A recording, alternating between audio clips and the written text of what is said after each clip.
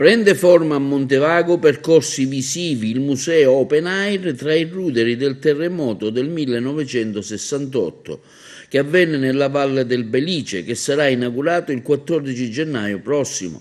L'iniziativa, portata avanti dall'Associazione Culturale Las Mani Addosso, è patrocinata dal Comune di Montevago, dalla Presidenza dell'Assemblea regionale siciliana, dall'Assessorato regionale al turismo.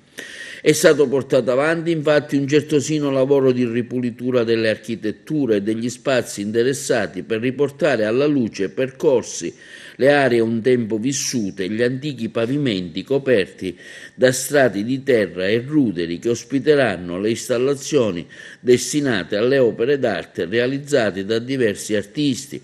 In questi giorni all'opera lo street artist Ligama, tra i primi a essere presente nei percorsi visivi con 3 murales.